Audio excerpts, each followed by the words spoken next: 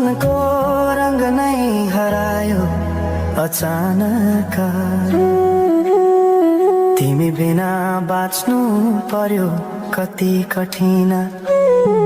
हावाको लहरमा सुन्छु तिम्रो आवाज। शून्य कोठामा प्रतिध्वनि जस्तो गाजा। सम्झनाको बादल मनमा जम्छ। रातको निद्रा फेरि कहाँ बस्छ।